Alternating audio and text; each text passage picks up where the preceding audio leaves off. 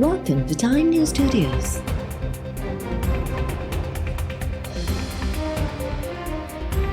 You are watching 2 p.m. Bulletin. Election commission PTI खिलाफ़ वॾी funding case ते फ़ैसिलो महफ़ूज़ करे छॾियो। चीफ इलेक्शन कमिश्नर चयो आहे त पीटीआई जो केस फाइनल थी वियो। चाहियूं था त ॿियनि सियासी पार्टीज़ ख़िलाफ़ केसिस बि पुॼाणी ते पहुचनि। वोटर जो एतमाद बहाल करे मुल्क खे जमहूरी तरीक़े सां मज़बूत करणो आहे। केस ते ॿुधणनि में सियासी पार्टीज़ जा नुमाइंदा ऐं क़ानूनी माहिर पेश थिया। केस ते फ़ैसिलो इंसाफ़ ते ॿधल हूंदो। ज़रूरत पवण ते मालियाती माहिरनि खे बि तलब करे सघिजे थो।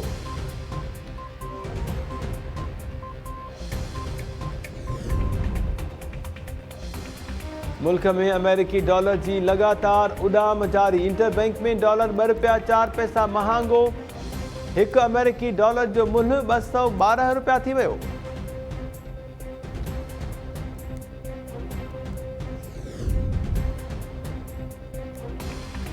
IMF पंहिंजी शर्तुनि ते लचक न पियो ॾेखारे। पेट्रोल महांगो करण बावजूद मुआहिदे ते सही न कई आहे।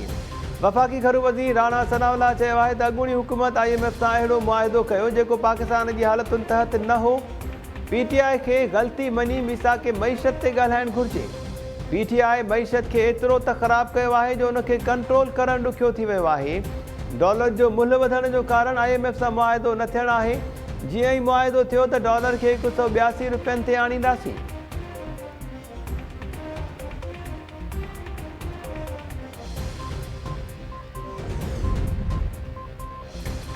पेट्रोल महांगो थियण बाद रेलवेज़ जा भाड़ा बि महांगा। मुसाफ़िर ट्रेन जे भाड़नि में 5% ऐं मालबरदार ट्रेन जे भाड़नि में 10% वाध। रेलवे खाते जो चवणु आहे त वधायल भाड़ा अॼु खां लागू थी विया आहिनि। पेशावर में BRT जा बि भाड़ा वधी विया।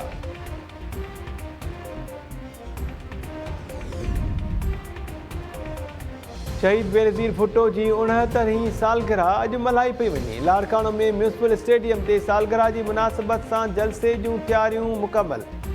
Peoples Party chairman Bilawal Bhutto Zardari जलसे खे ख़िताब कंदो। वज़ीर आला हाउस में वॾे वज़ीर मुराद अली शाह ऐं सूबाई वज़ीरनि सालगिरह जो केक काटियो।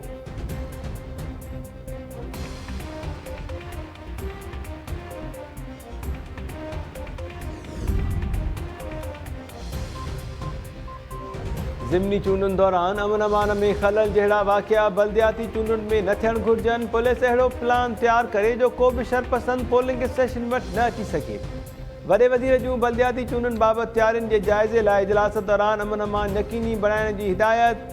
Training centres, CTD, crime branch ऐं SRPC जा अहलकार बि पोलिंग स्टेशन्स ते मुक़ररु करण जी मंज़ूरी। वॾे वज़ीर अहलकारनि खे पोलिंग स्टेशन्स ताईं पहुचाइण जा इंतज़ाम करण जी हिदायत कंदे चयो आहे त बल्दियाती चूंडुनि दौरान अमन अमान जे मामले ते का बि रिआयत न कई वेंदी। पोलिंग जे ॾींहुं हथियारनि जी नुमाइश ते पाबंदी लॻल।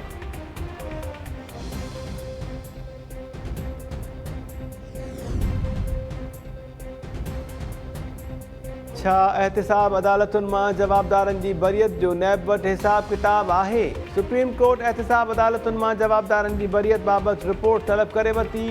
नैब केसिस में जवाबदारनि जी ज़मानत रद्द करण बाबति केस ते ॿुधणीअ दौरान chief justice Umar Ata Bandial remarks ॾींदे चयो त नैब जवाबदारनि खे गिरफ़्तार करे जेलनि में विझंदो आहे।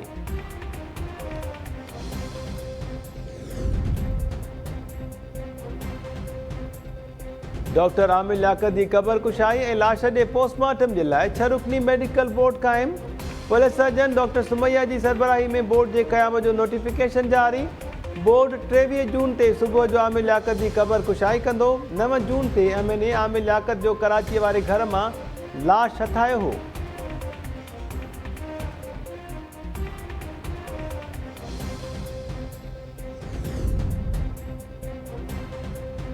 नौशर फेरोज़ जी नारी सां पंजाब वासी नौजवान जो शादी जे नाले ते फ्रॉड। नारी महनाज़ दाहियो आहे त जवाबदार सावल शादी जे कुझु ॾींहंनि बाद गुम थी वियो। सावल निकाह नामे में असुल नाले बदिरां उसामा राजपूत लिखायो। सावल मां मूंखे 1 साल जो पुटु आहे पर हुन ॿी नारी सां शादी करे छॾी आहे। जवाबदार ख़ामोश रहण जे लाइ मोतमार धमकियूं ॾेई रहियो आहे। नारी तरफ़ां मुड़ुस खे गिरफ़्तार करे इंसाफ़ जो मुतालबो।